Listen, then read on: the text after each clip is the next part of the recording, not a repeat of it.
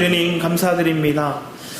하나님의 언약이 그 하나님의 부르신 그 믿음의 고백들이 오늘 이 시간 우리에게 분명해지게 하시고 분명해진 그 하나님의 말씀을 우리가 가슴에 새겨 그 주님 앞에 의탁함으로 그 주님과 동행하며 그 언약의 완성이 되신 그리스도와 우리가 온전히 동행하며 살아갈 수 있는 귀한 시간, 이 시간 되게 하여 주셔서 말씀을 시작하는 시간입니다. 주님 말씀하시고 부족한 영혼 감추시사 오직 그리스도의 말씀만이, 그 그리스도의 생명만이 흘러가는 귀한 시간 되게 하여 주셔서 또 말씀을 받는 우리의 삶에도 그 말씀이 온전히 우리의 마음판에 새겨지는, 그래서 열매 맺는 데까지 이르는 귀한 시간 되게 하여 주셔서 감사드렸고 주 예수 그리스도 이름으로 기도드렸습니다. 아멘. 이 시간 우리 함께 보실 말씀은 말라기 말씀입니다. 말라기 3장 1절에서 3절까지의 말씀입니다.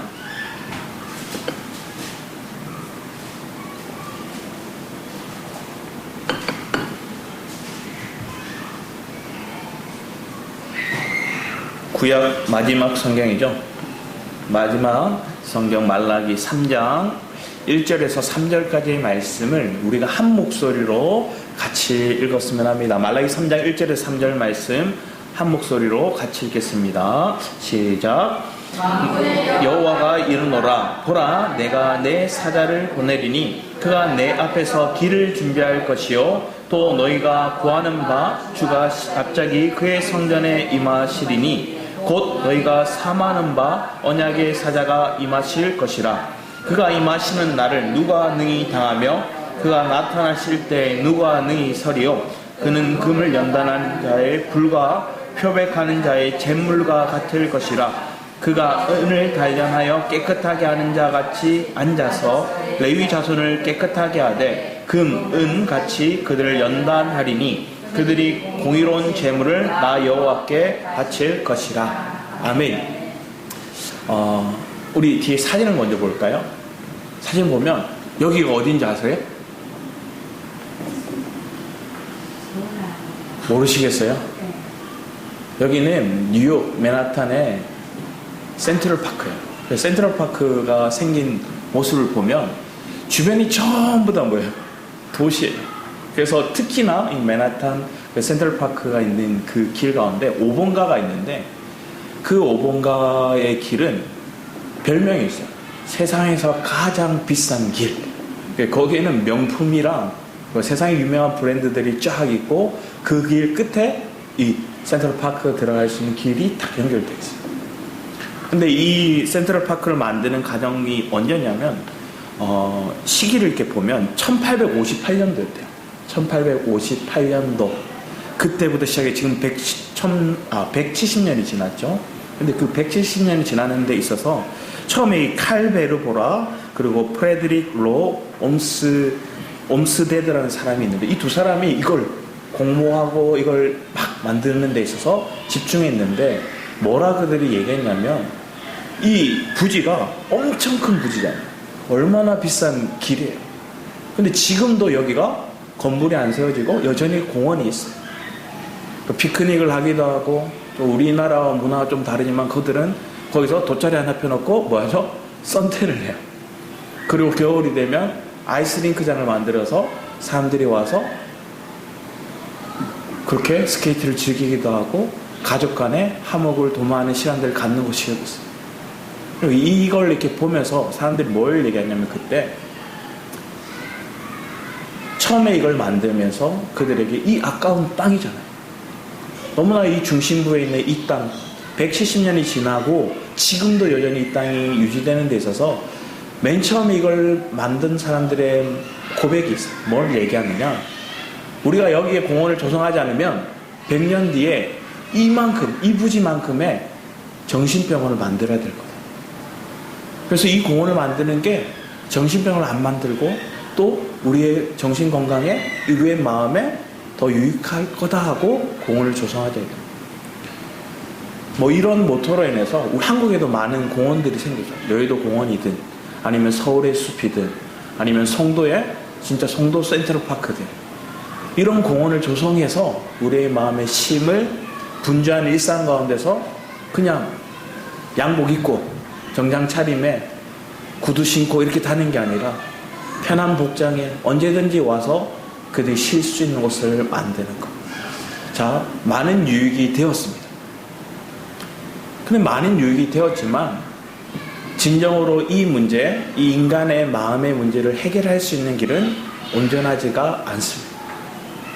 그럼 우리의 마음 가운데 무엇을 새겨야 되고 무엇을 붙여야 되는가를 봅니다. 오늘 말라기서 말씀을 보면 이 시대 때 예언했던 많은 선지자들이 있어요. 그 선지자들의 고백 속에서 먼저 이렇게 학개의 예언자는 하나님의 영광이 보이지 않는다 얘기했고, 왜 그러냐? 자기들 배만 불리거든요. 편백한 집만 세우고 자기 집만 화려하게 만들고 하나님의 성전은 지어지지 않는 그 시기였어요.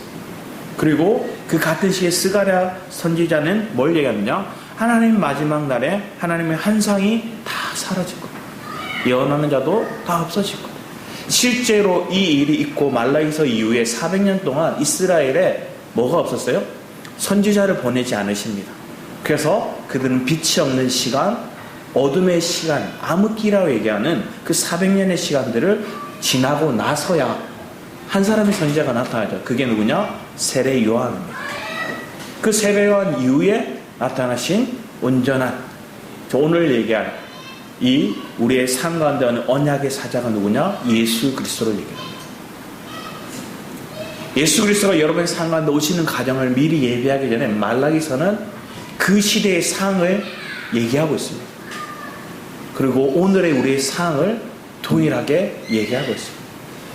사람들은 말라기 3장 얘기하면 대부분의 사람들은 뭘 얘기하느냐? 할렐루야.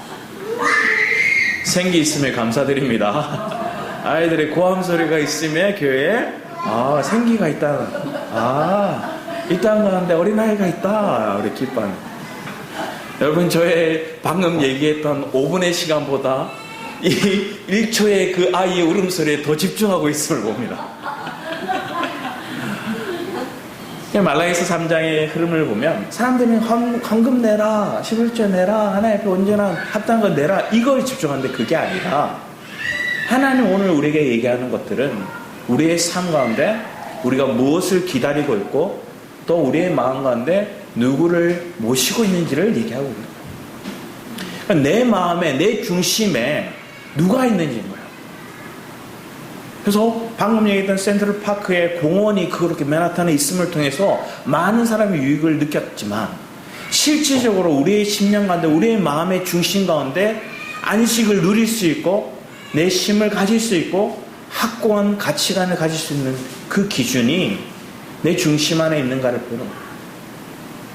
내 안에 그리스도가 있으면, 그리고 그 그리스도를 향한 믿음의 고백이 여러분의 삶과 여러분이 지금 목표하고 있는 방향이 일치하고 있다면, 내 가치가, 내 계획의 그 과정이 중요한 게 아니라 하나님이 나를 부르시고 하나님 나를 세우시고 하나님 내 중심 가운데 주셨던 그 뜨거운 열망이 내 마음과 내 삶과 내 걸음과 일치하고 있다면 여러분 기쁨이 있는 거예요.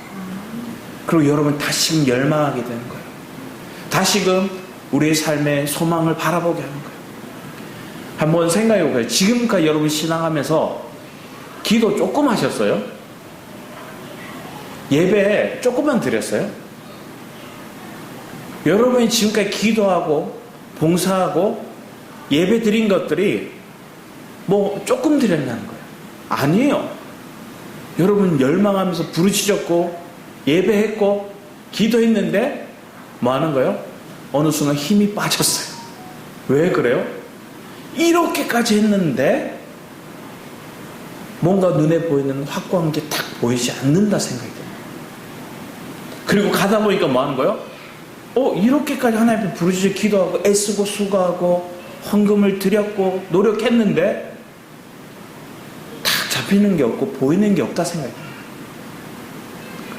그러니 여러분이 하나님이 안 사랑하시나 보다. 하나님이 공의 하나님이 아니신 거거든요. 오히려 저 안 믿는 저 사람, 나보다 열심히 기도하지 않고 나보다 헌신하지 않는 저 사람이 더 잘 살고 잘 먹고 세상에서 사람들이 주목받고 그걸 보니까 내 마음에 에이씨 하는 게 드는 거예요. 그게 지금 말라기서야.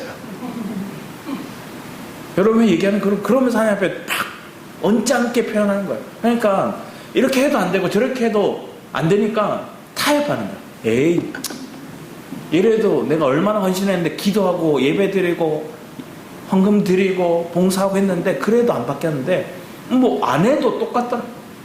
그러니까 다 내려놔 버려요. 아니면 그 질문 오늘 이들에게 하는데 우리 말라기 2장 17절 말씀은 말라기 3장 바로 앞에 위에 말씀인데 이렇게 얘기합니다.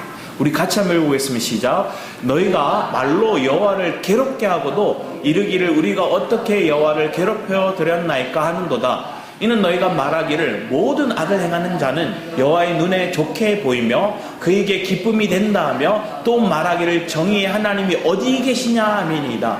이 말은 뭐냐? 하나님이 얘기하는 거야. 너희가 왜 여호와를 괴롭게 하고도 이르기를 우리가 어떻게 여호와를 괴롭게 드렸나요? 하나님, 내가 뭐 잘못했습니까? 이건 뭐예요? 주님이 우리에게 얘기하는 거예요. 내 마음이 아프다. 내 마음이 괴롭다. 그랬더니 벌떡 일어나면 내가 뭐 잘못했는데요? 이렇게 하는 거예요. 이 상황을 지금 주님이 설명하고 있는 거예요. 여러분 자녀가 여러분에게 그럴 때가 있지 않습니까? 그러면 여러분 어떻게 하십니까? 그래, 오늘 날 잡자. 오늘 이판사판 오늘 니 죽고 내 죽고 이렇게 매를 드는 분도 있고, 그리고 너무 상심이 들어서 그냥 방에 들어서 머리에 물속 하나 얹고 들어누우신 분도 있고, 이런 모습이 있는 거예요. 그게 우리의 인생의 모습에 있는데 하나님 우리에게 그렇게 똑같이 우리를 보는데 이 적반하장으로 대드는 이 백성을 보고 주님이 이렇게 하는 거예요. 자, 니는 겉으로는 잘하는 척 했어. 예배도 드리고 기도도 했고 그리고 헌금도 드리고 한마디로 말하면 다 했다는 거. 다 했는데 여호와의 눈에 좋게 보이기로 했고 그에게 기쁨이 된다 했다. 스스로 하나님 내 기쁨이 되지 않았습니까? 하나님 예배 잘 드리지 않았습니까? 내가 이만큼 부르짖지 않았습니까? 이만큼 하나님께 헌금하지 않고 봉사하지 않았습니까? 그렇게 말했는데 너희가 하나님이 그런데 어디 계십니까? 이렇게 따져 물었다. 왜? 내가 원하는 걸 듣지 않아줘. 그러니까 뭐 하는 거예요? give and take. 하나님 내가 이렇게 드렸으면 이거 주세요. 이렇게 고백하다 하나님 안 들어주니까 하나님 어디 계십니까? 살아계신 거 맞습니까? 하나님 공의 하나님이신데 사랑하시는데 날 사랑하는 게 맞습니까? 이렇게 따져 묻는 게 하나님 마음을 괴롭게 했다는 거예요.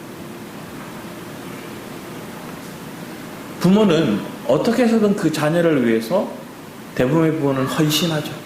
기꺼이 내가 쓸 거 안 쓰고 내가 누리지 못하면서 저 아이가 누리도록 저 자녀가 할 수 있도록 돕는 거예요. 사실 그 아이에게 그렇게 헌신해도 그 결실이 분명히 있을 거라는 그런 확증도 없는데 기꺼이 내어주는 게 부모예요. 하나님도 우리를 향한 그 사랑을 우리에게 내어주고 그들을 아꼈고 그들을 보호했어요. 심지어 그들은 범죄함을 통해서 하나님께 뭐 하셨어요? 바벨론을 포로되어 가게 하셨어요. 그러면 그들이 다시 돌아올 수는 없는 그런 상황에 놓였을 때도 하나님의 약속의 말씀이죠. 돌아올 거야. 회복할 거야. 돌아왔을 때 너희들이 정결해질 거야. 내가 다른 예배를 드릴 거야. 그래서 바벨론으로 돌아와서 그들은 스룹바벨을 통해서 1차 기한, 에스라를 통해 2차 기한, 느헤미야를 통해 3차 기한을 했어요. 그리고 하나님 앞에 막 예배도 드리고 성전도 다시 재건하고 성벽도 수축했는데 여전히 냉랭해지는 거예요. 왜? 하나님 성전 짓고 성벽 재건했으면 이제 저 이방 나라들보다 우리가 더 잘 나가야 되잖아요.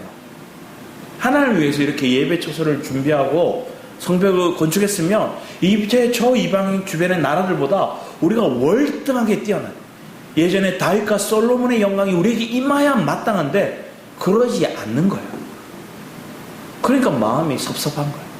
그러면 하나님 앞에 이렇게 묻는 거예요. 하나님 정의 하나님이 맞습니까? 어디 계십니까? 이렇게 얘기하는 거예요. 여러분의 삶에도 그렇게 고백할 수 있어요. 왜? 내가 하나님 앞에 열심을 냈었거든요. 내가 하나님 앞에 기꺼이 내 기준에서 최선을 다했다 생각을 했거든요. 그런데 오늘 신약에 와서 여러분의 새 언약을 주심으로 주님이 주시는 그 말씀을 다시 새겨보면, 우리 뒤에 말씀을 보면 누가복음 22장 18, 20절 말씀을 같이 한번 먼저 읽어보겠습니다. 시작. 내가 너희에게 이르노니 내가 이제부터 하나님의 나라가 임할 때까지 포도나무에 낳은 것을 다시 맞으지 아니하리라 하시고, 또 떡을 가져 감사 기도하시고 떼어 그들에게 주시며 이르시되, 이것은 너희를 위하여 주는 내 몸이라. 너희가 이를 행하여 나를 기념하라 하시고, 저녁 먹은 후에 잔도 그와 함께하여 이르시되, 이 잔은 내 피로 세우는 새 언약이니 곧 너희를 위하여 붓는 것이라. 새 언약을 뭐라고 얘기합니까? 너희를 위하여 붓는 것, 예수 그리스도의 보혈을 얘기합니다. 새 언약은 예수 그리스도의 피 앞에 세워지게 됩니다. 보혈의 공로를 우리가 아는 사람은 뭐예요? 내가 죄값을 내가 치른 게 아니에요. 새 언약, 첫 언약, 율법의 언약을 여러분은 지키지 못하면 뭐예요? 죄의 싹은 사망이에요. 그 율법을 지키지 않으므로 여러분은 마땅히 심판, 그 사망이 여러분에게 임해야 되는데, 새 언약을 통해 예수 그리스도의 보혈을 통해 주님 나를 새롭게 하셨어요. 그게 은혜인 거예요. 전적인 하나님의 은혜인 거예요. 이 장면이 있은 뒤에 누가 나오냐? 유다가 바로 배신하는 장면이 나와요. 최후의 만찬의 장면이거든요. 그 최후의 만찬의 장면에 주님은 새 언약에 대해 얘기하고, 그게 예수 그리스도의 피라 얘기합니다. 피로 세우는 언약이라 해요. 보혈로 세운 새 언약. 우리 히브리서 말씀도 보겠습니다. 9장 15, 22절 말씀을 보면 또 같이 한번 읽어보겠습니다. 시작. 이로 말미암아 그는 새 언약의 중보자시니 이는 첫 언약 때 범한 죄에서 속량하려고 죽으사 부르심을 입은 자로 하여금 영원한 기업의 약속을 얻게 하려 하심이라. 유언은 유언한 자가 죽어야 되나니 유언은 그 사람이 죽은 후에야 유효한즉 유언한 자가 살아있는 동안은 효력이 없느니라. 이러므로 첫 언약도 피 없이 세운 것이 아니니 이러므로 첫 언약도 피 없이 세운 것이 아니니 모세가 율법대로 모든 계명을 온 백성에 말한 후에 송아지와 염소의 피 및 물과 붉은 양털로 우슬초를 취하여 그 두루마리와 온 백성에게 뿌리며 이르되 이는 하나님이 너에게 명하신 언약의 피라 하시고, 또한 이와 같이 피를 장막과 성기늘에 쓰는 모든 그릇에 뿌렸느니라. 율법을 따라 거의 모든 물건이 피로써 정결하게 되나니 피 흘림이 없은즉 사함이 없느니라. 피 흘림이 없은즉 사함이 없느니라. 예수의 보혈의 흘림이 우리에게 사함이 됐고, 그 사함이 여러분의 새 언약이 됩니다. 그 새 언약은 뭐 하는 거예요? 예수의 보혈을 믿고 그 보혈을 의지하며 피를 뿌리고 바르고 마시며 여러분의 삶 가운데 그 생명이 그리스도의 생명으로 변화됩니다. 그래서 과거의 율법을 내가 지킬 수 없는 사람이었지만 율법의 완성이 되신 그 그리스도가 율법을 다 지키기에 그리스도를 믿기만 하면 그분이 내 안에서 그분이 율법을 완성해 가시다. 완성하신 그 주님을 누릴 때 내가 이전에는 할 수 없던 걸 내가 지키고 행하고 살아내더라. 신약에 와서의 말씀이 이렇게 이루어지는 것을 봅니다. 그래서 내가 열심히 수고하고 애쓰고 여러분 열정적으로 살았던 지난날의 인생 속에 새 언약 예수의 피를 의지하며 살아가는 것들은 더 이상 여러분이 막 애쓰고 수고하는 게 아니라 내가 그리스도를 믿는 믿음 안에 보혈을 의지하며 살아가는 거예요. 그러면 주님이 여러분 어디에 앉히실까요? 보좌에 앉히십니다. 하나님의 언약의 보좌에 앉게 하시는 거예요. 우리 히브리 10장 말씀 뒤에 말씀을 보면 10장 11절에 14절 같이 한번 읽어보겠습니다. 시작. 제사장마다 매일 서서 섬기며 자주 같은 제사를 드리되 이 제사는 언제나 죄를 없게 하지 못하거니와 오직 그리스도는 죄를 위하여 한 영원한 제사를 드리시고 하나님 우편에 앉으사 그 후에 자기 원수들을 자기 발등상이 되게 하실 때까지 기다리시나니 그가 거룩하게 된 자들을 한 번의 제사로 영원히 온전하게 하셨느니라.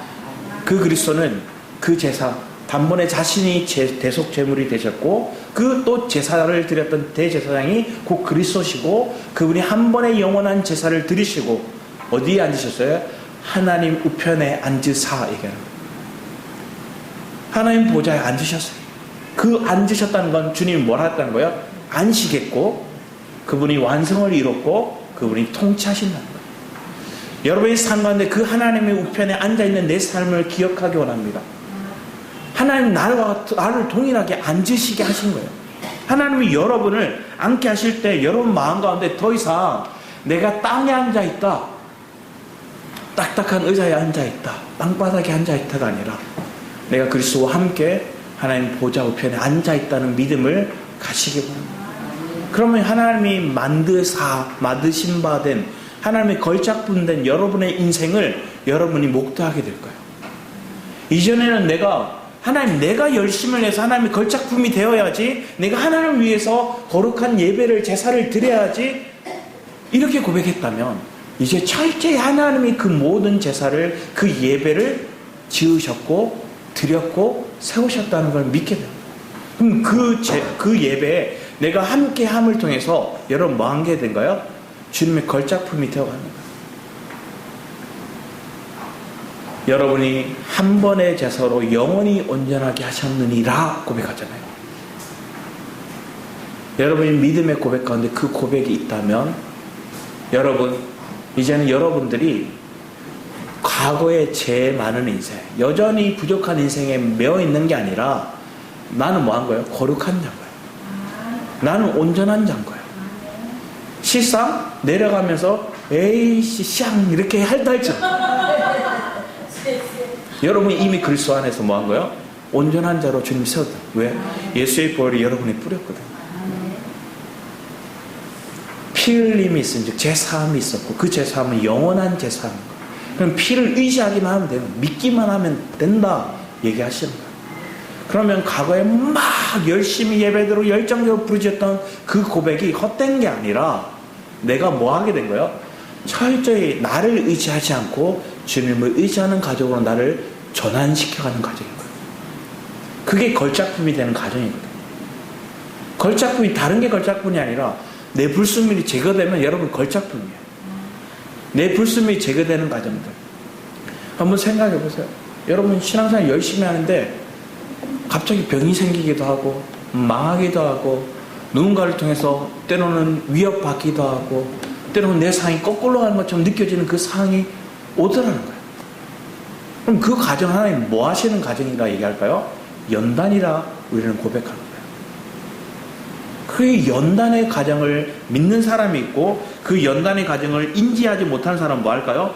여전히 고통스러워요. 우리 뒤에 베드로전서 우리 1장 6절 9절 말씀을 이 과정을 이렇게 얘기합니다. 베드로전서에서 이렇게 얘기합니다. 같이 한번 읽어보겠습니다. 시작. 그러므로 너희가 이제 여러 가지 시험으로 말미암아 잠깐 근심하게 되지 않을 수 없으나 오히려 크게 기뻐하는 도다 너희 믿음의 확실함은 불로 연단하여도 없어질 금보다 더 귀하여 예수 그리스도께서 나타나실 때에 칭찬과 영광과 존귀를 얻게 할 것이니라. 예수를 너희가 보지 못하였으나 사랑한도다. 이제도 보지 못하나 믿고 말할 수 없는 영광스러운 즐거움으로 기뻐하니 믿음의 결국 곧 영혼의 구원을 받음이라. 아멘. 여러분 여러 가지 시험을 하는데 이게 불에 대한 연단의 과정이라고도 얘기합니다. 오늘 본문의 말씀에도 얘기를 하죠. 하나님 우리를 연단하신다. 그리고 우리에게 그 과정 속에 뭐가 있대요? 은과 금을 연단할 때 불로 연단하였고 또 여기 한 가지 더 추가되는데 잿물로 연단했다는 거예요. 요즘 양잿물로 빨래하시는 분은 없으시죠? 그런데 그 양잿물로 왜 빨래를 할까요? 그거 하고 나면 효과를 확실히 봐요. 옷이 누리티 하던 옷이 아니면 때 묻은 것이 뽀얗게 되는 거예요. 깨끗하게 되는 거예요. 오늘 얘기하는 내용은 잿물도, 그리고 여기 나와 있는 이 불도 뭐 하는 거예요? 우리를 정결하게 하더라는 거예요. 우리를 깨끗하게 하더라는 거예요. 베드로전서는 이 말씀을 더 구체적으로 얘기함으로 이 잠깐 이런 근심을 너희가 그 연단을 받지만 오히려 너희들이 이 연단이 지나고 이 불과 잿물이 지나고 나면 크게 기뻐할 거다. 그리고 여러분에게 하나님 더 축복이 뭐예요? 여러분 이 자리에 있는 분들은 예수를 본 사람이 아무도 없습니다. 예수를 본 사람이 없어요. 그러니까 너희를 보지 못하고 믿었으니까 더 크다는 거야. 더 영광스럽다는 거예요. 보지 않고 믿었기에. 그래서 영광스러운 즐거움에 너희들이 기뻐하고 믿음의 결국 곧 육신의 구원이 아니라 영혼의 구원을 받음이라. 여러분이 넉넉히 이기는 자가 되리라. 하나님의 여러분의 이기는 자 천년왕국을 누리게 하는 그 기쁨, 그 구원의 만족이 우리 안에 있기를 축복합니다. 우리가 신앙생활하는 이유는 예수 믿고 구원받았다, 그런 것으로 끝나는 게 아니에요. 이신칭이 그냥 영혼의 우리의 삶 속에 얘기하는 그 내 믿음을 통해서 구원받았다는 게 아니라 더 나아가 사실 이것보다 더 깊은 단계로 나가는데 그게 뭘까요? 여러분이 이긴 자로 서는 거예요. 예수를 믿는 모든 사람, 예수의 피가 뿌려진 모든 사람은 다 구원받았어요. 그런데 오늘 이 베드로전서 얘기 속에 흐름 속에 나눈 것은 그 앞에도 얘기하는 것들이 내가 뭐 하는 거예요? 그리스도의 마음으로 그리스도의 인격을 나타낸 거예요. 신의 성품을 드러내는 장면들이 이제 나오는 거예요. 여러분의 신의 성품이 나오는 거예요. 믿음의 덕에 여러분의 상관에 그런 훈련들이 있으므로 마지막에 사랑이 나타나는 거예요. 그게 여러분 안에 진실이 표현되는 게 뭐 하는 거예요? 주님과 연합을 이룬 온전히 주님과 함께 걸어가는 자의 모습인 거예요. 과거에는 이렇게 얘기해요. 가장 약자들을 너희들이 섬기잖아요. 그들이 누구예요? 과부와 고아와 나그네요. 그래서 성경에서 구약에 나오는 약자들은 이 과부, 그리고 고아, 그리고 이방인들, 나그네들을 얘기합니다. 그들을 마땅히 섬기는 것들이 너희들의 삶에 마땅하다 얘기하는 거예요. 오늘 우리 이 시대 동일한 거예요. 누가 연약한 자인 거예요? 누가 배고픈 자인 거예요? 그들에게 남편이 필요하고, 그들에게 부모가 필요하고, 그 이방인들에게 왕이 필요해요. 온전히 그분이 그리스도신 거예요.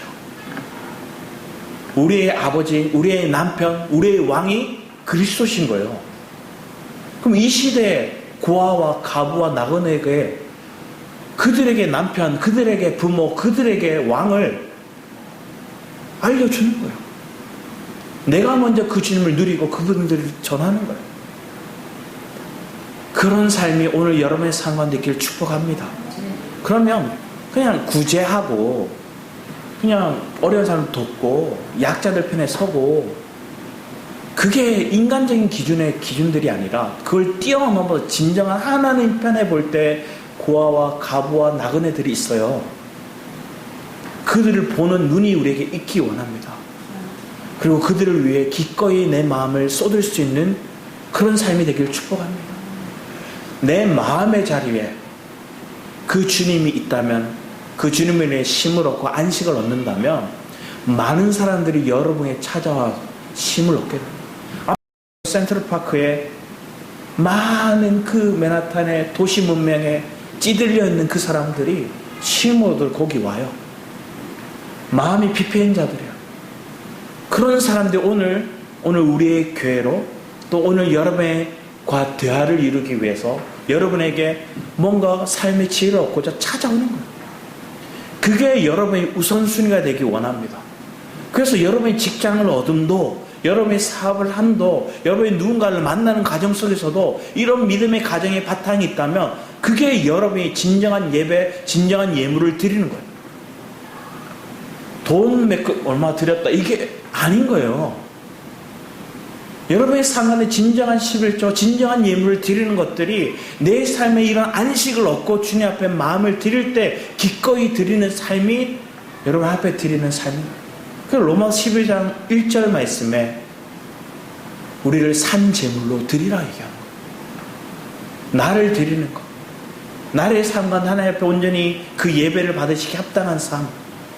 누구를 만나든 사업을 하든 내가 직장에서 일을 하든 내가 하는 모든 상황을 통해서 누군가에게 그들이 찾아와서 내가 대화를 하기 원하는 거예요. 내게 상담을 하기 원하는 거예요. 나를 통해 안식이 흘러가기 원하는 거예요. 그런데 그 안식을 여러분이 누구에게서 얻은 거예요? 그리스도에게 먼저 얻은 거예요. 그리고 여러분들이 이걸 전하다 보면 그 사람이 묻는 거예요. 너는 어떻게 하다 이 마음을 말을 할 수 있고 상황은 네가 나보다 더 어려운데 어떻게 너는 이렇게 기뻐할 수 있고 안식할 수 있어? 한마디만 해요. 에베델 교회로 와봐. 그리고 네가 그리스도를 만나기만 하면 돼. 네가 이 한 번의 예배만 여러분들이 승리하면 그 한 번의 예배를 통해 인격적인 그리스도를 만나서 그분을 내가 안식으로 누릴 수 있는 그런 고백과 그런 경험이 그런 그리스도를 맛본 삶이 여러분 안에 있다면 여러분 결코 실패하지 않습니다. 그리고 하나님은 여러분들을 하나님이 만드신 걸작품이라 얘기하시고 그 주님의 영광스러운 즐거움에 여러분을 참여하게 하도록 주님이 인도하실 줄 믿습니다. 우리 뒤에 말씀도 한번 보겠습니다.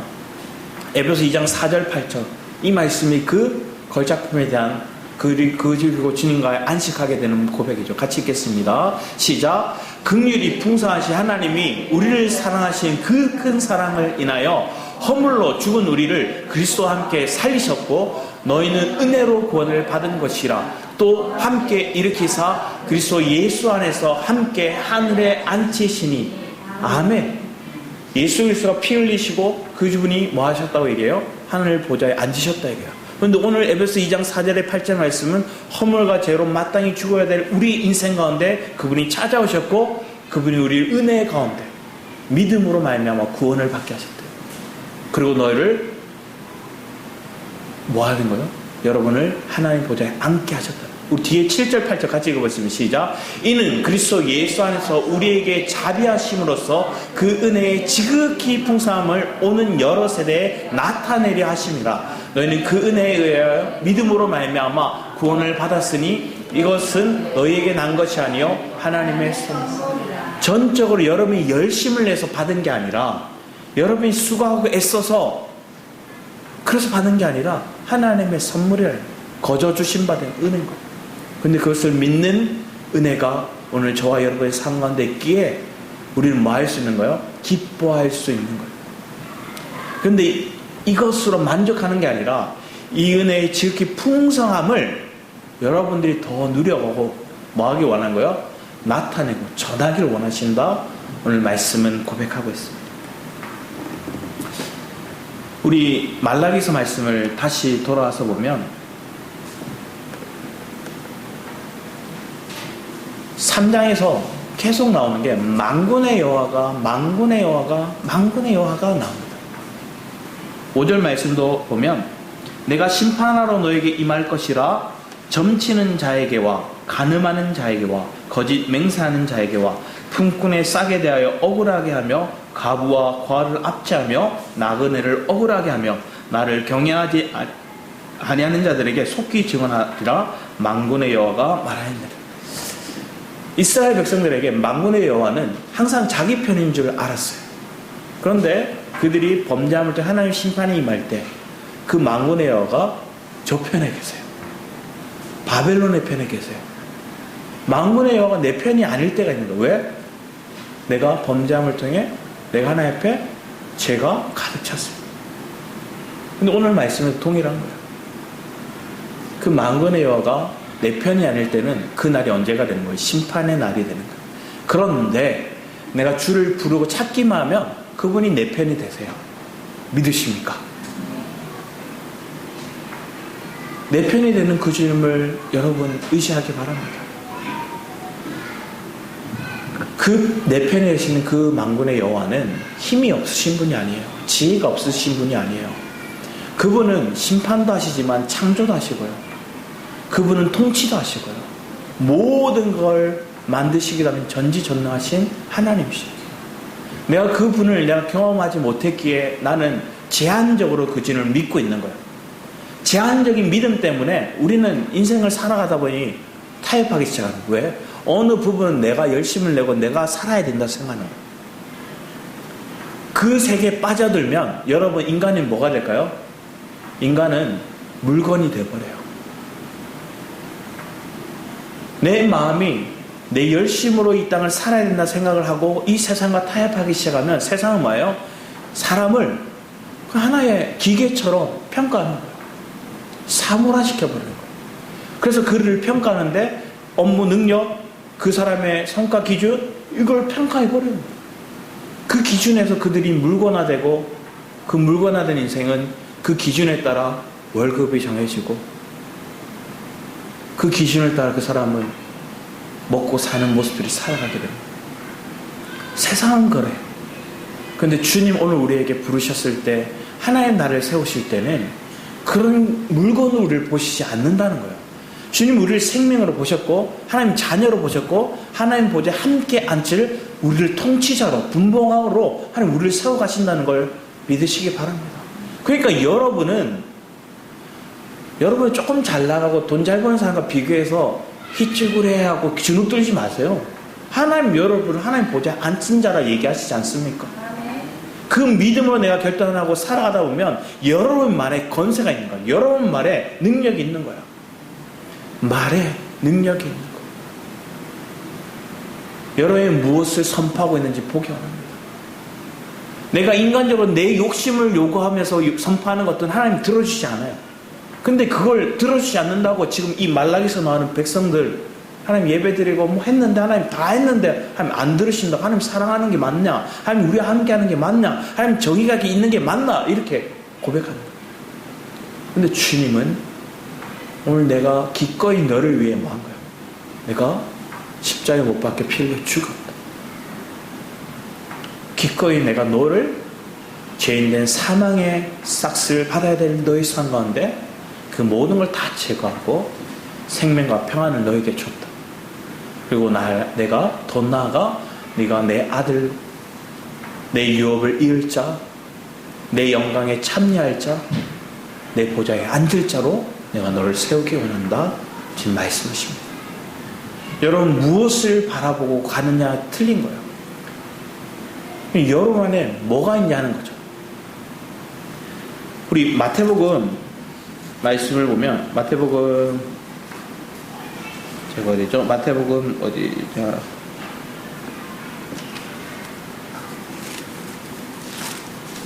(10) 5장 말씀을 한번 볼까요?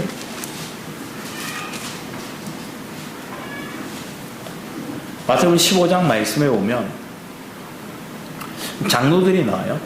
근데 그 장로들이 예수님의 제자들 보니까 뭐 했어요? 먹는데 손 안 씻고 먹어요. 이때부터 손을 씻지 않고 먹는 거예요. 그러니까 율법에 어긋난 행동을 하는 거예요. 그리고 그들을 막 지적하는 거예요. 그 지적하니까 주님은 이렇게 얘기를 하면 11절 말씀에 보면 입으로 들어가는 것이 사람을 더럽게 하는 것이 아니라 입에서 나오는 그것이 사람을 더럽게 하는 것이라 얘기합니다. 뒤에 또 이 부분을 더 구체적으로 얘기하는데 18절 말씀에 17, 18절 말씀 보면 입으로 들어가는 모든 것은 배로 들어가서 뒤로 내버려지는 줄 알지 못하느냐? 입에 나오는 것들은 마음에서 나오나니 이것이야말로 사람을 더럽게 하는 줄. 먹는 거 이게 여러분을 더럽히는 게 아니라 사실 먹을 때 여러분 깨끗한 거 먹어. 그리고 그것은 배설물이 돼버려요. 그런데 여러분 마음에서 나오는 게 뭐냐에 따라서 여러분의 입이 시궁창이 될 수도 있고요. 여러분의 말이 불이 되어서 저 사람을 다 상처 입히고 화살이 돼서 찔러버릴 수도 있지만 여러분의 말이 저 사람을 살릴 수도 있는 거예요.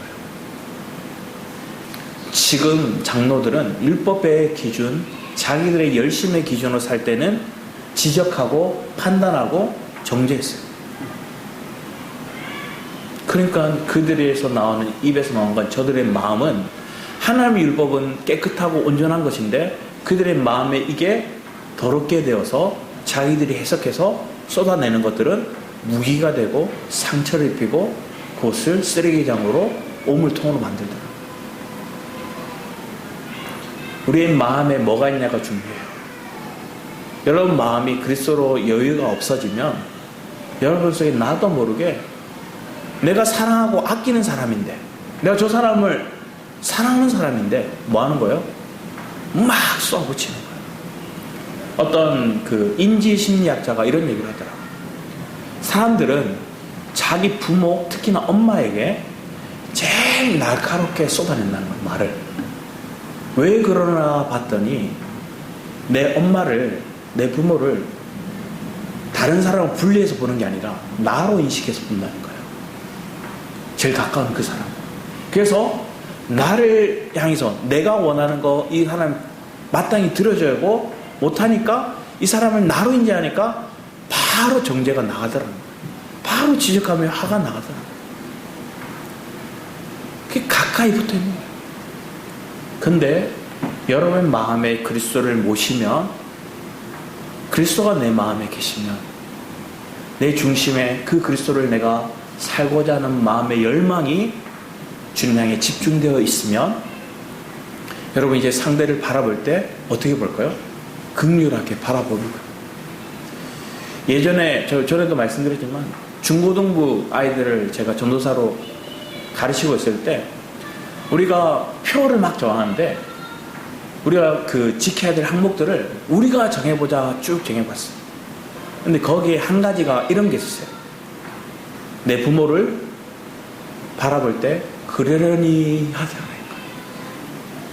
그럼 뭔 얘기일까요?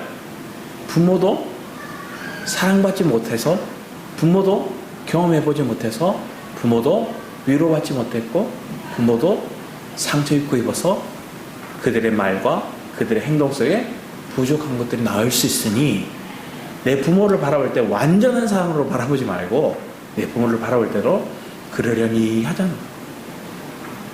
부부끼리도 그렇고, 자녀를 바라볼 때 부모는 참 그런 것들이 되다가 어느 순간에 무너질 때가 있고, 자녀는 그게 잘 안 될 때가 많아요. 왜? 내 부모는 나를 가르치고 내게 공급하고 늘 내가 선망의 대상이었고 추앙하는 대상이었거든요. 근데 그게 무너지는 때가 오더라고요. 내 아빠가 슈퍼맨이 아니라는 걸 느낄 때가 오더라고요. 그런데 그 자리에 여러분 주님을 모시길 축복합니다.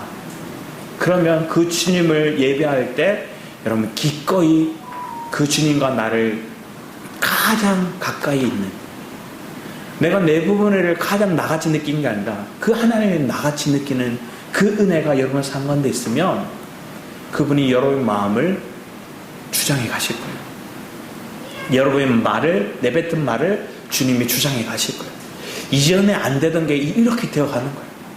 이전에는 할 수 없었던 게 이렇게 하나님 이끌어 가실 줄 믿습니다. 여전히 여러분 자신을 보면 부족하죠. 성 어거스틴이 이런 얘기를 하더라고요. 주님이 찾아오실 때는 내가 꼭 주님 앞에 보여주고 싶지 않을 때 주님 날 찾아오신대요. 내 이런 모습 주님 앞에 좀 안 보였으면 싶은데 주님이 날 찾아오신다는 거예요. 그게 뭘 얘기할까요? 하나님은 그런 나를 아시고 긍휼히 여기시고 그런 나를 기꺼이 안아주시는 분이 그 주님밖에 없다는 거예요. 저도 그랬거든요. 제 인간적으로 가장 바닥을 쳤다 생각했을 때가 있었어요.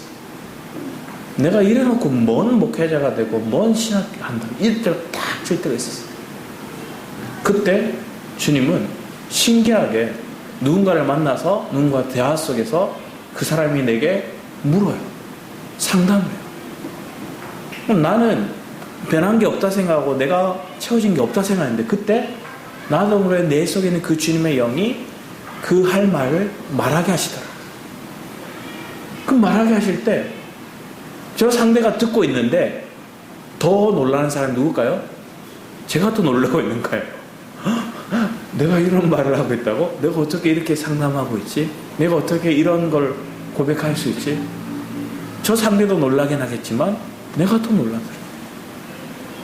하나님이 여러분을 세워가시는 은혜 속에 그런 은혜를 경험하기 원하고 그런 생명을 맛보아서 여러분들이 진정한 나를 드리는 삶이 되길 축복합니다. 그때 더 명확해져. 아, 내가 처음에 신앙을 하겠다 고백할 때, 목회자가 되겠다 고백할 때, 하나님 저는 부족해요. 저는 못해요. 근데 하나님 얘기하셨거든요. 내가 할게. 내가 말할게. 내가 치해줄게. 그렇다면 하나님 할게요.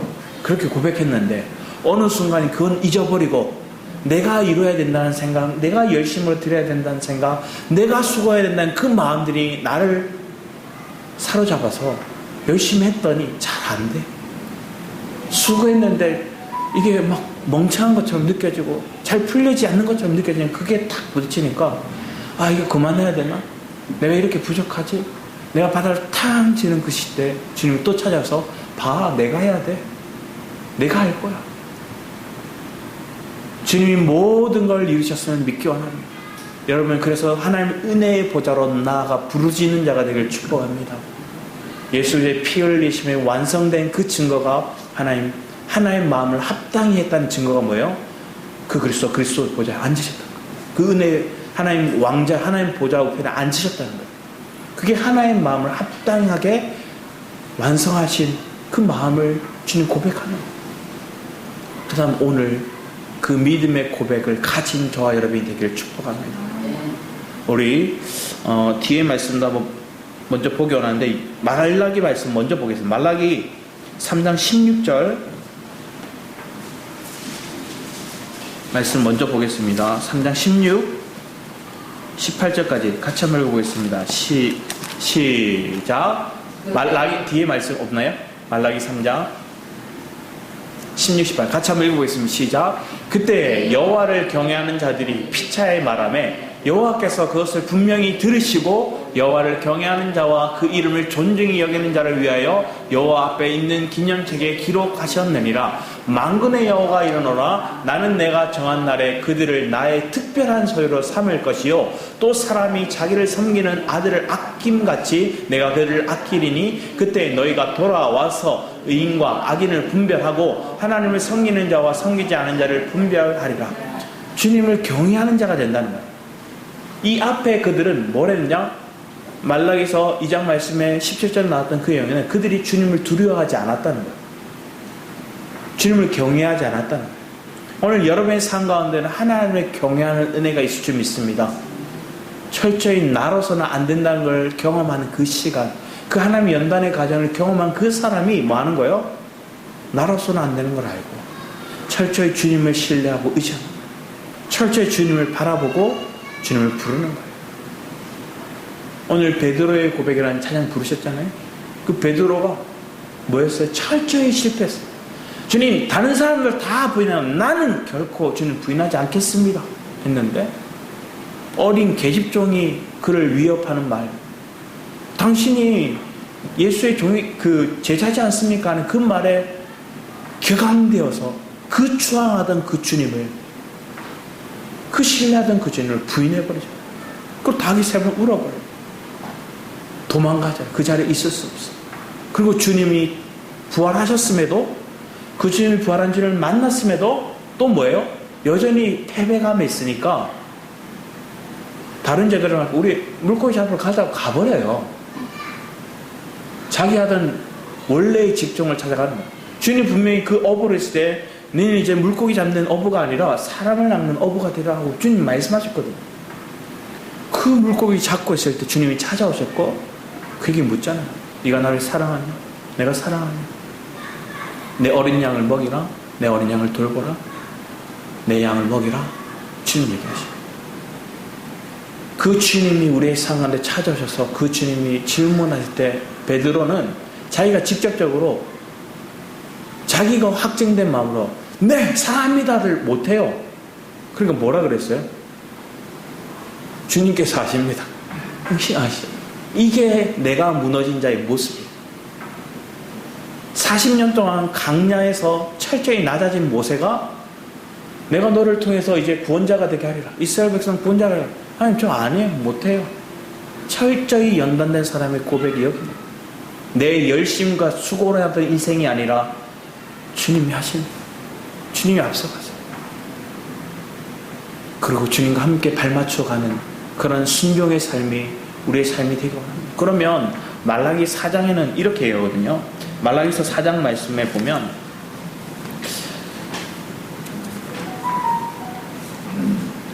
4장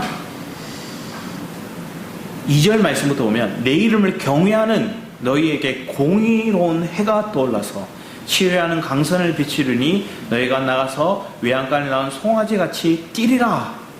그리고 우리 5절 말씀에 보면 보라 여호와의 크고 두려운 날이 이르기 전에 내가 선지자 엘리야를 너에게 보내리니 그가 아버지의 마음을 자녀에게 돌이키게 하고 자녀들의 마음을 그들의 아버지에게 돌이키게 하리라. 돌이키지 아니하면 두렵건대 내가 와서 저주로 그 땅을 칠까 하노라 하시니라.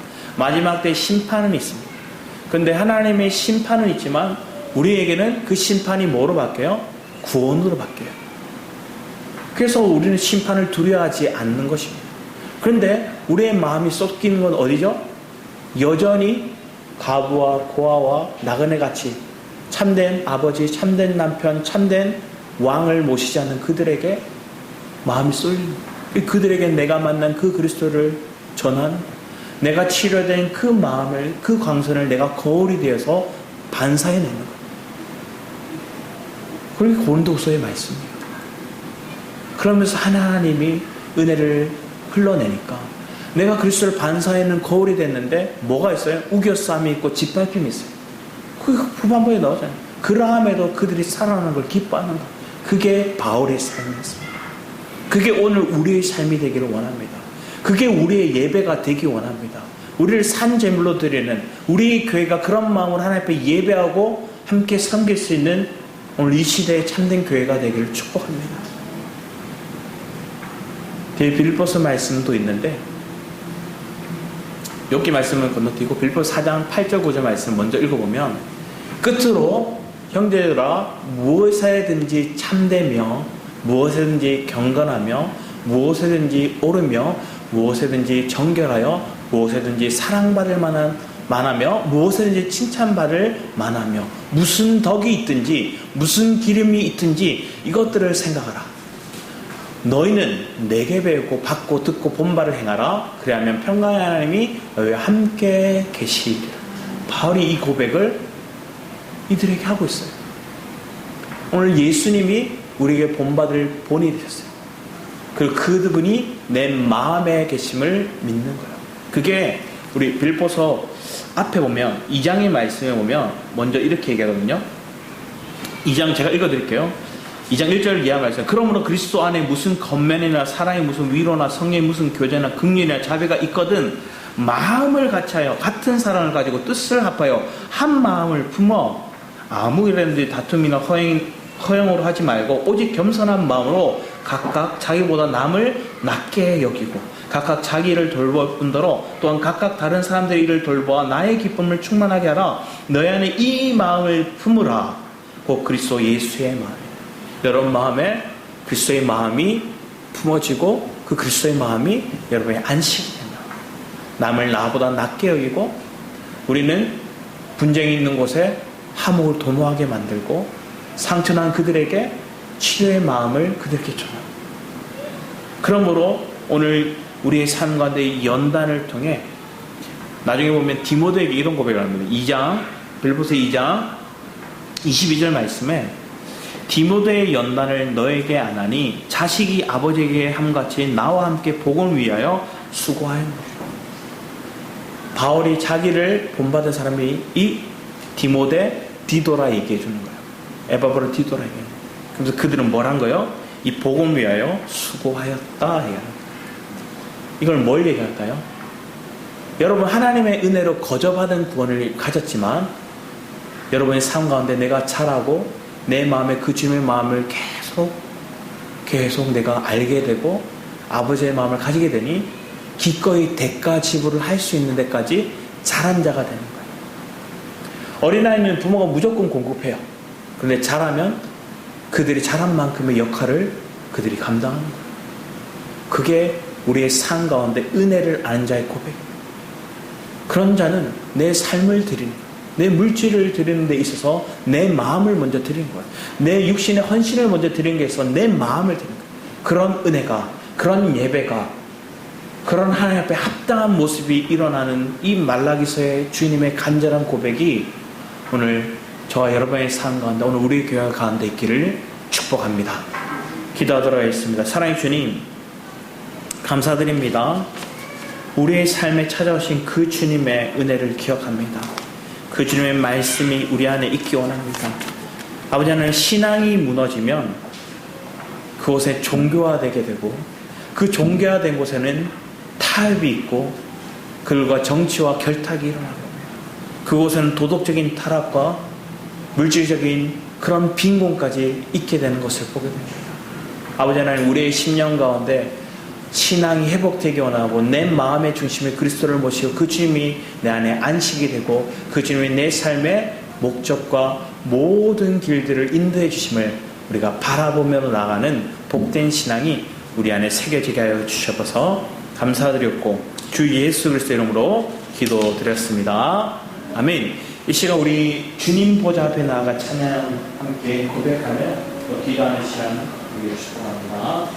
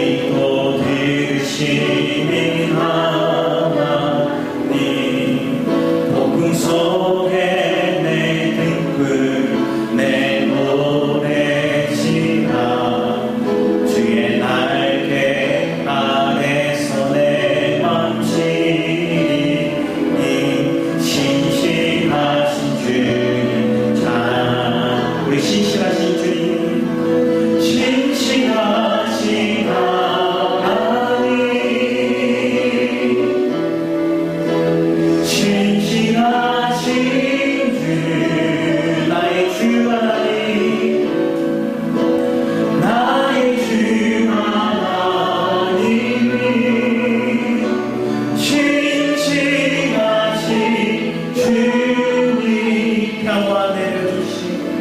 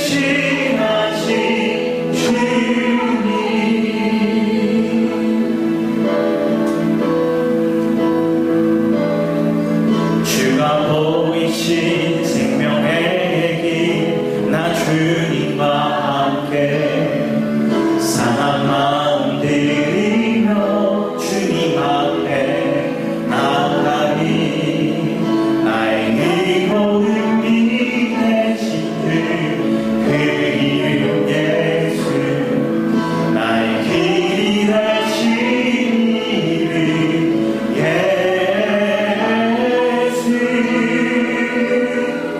나의 길 오직 그가 하시나니 나를 단련하신 후에 내가 정금같이 나오니 다시 주가 보이신 생명의 길 나 주님과 함께 상한 마음 들이며 주님 앞에 나가니 나의 모든 길 대신 그 이름 예수 나의 길이 대신 이름 예수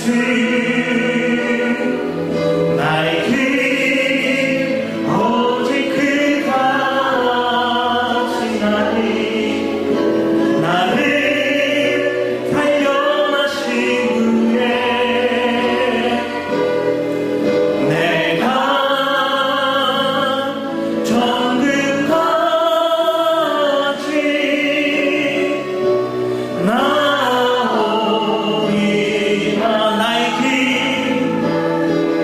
나의 길 오직 그가 하시나니 나를 단련하신 후에 내가 정금같이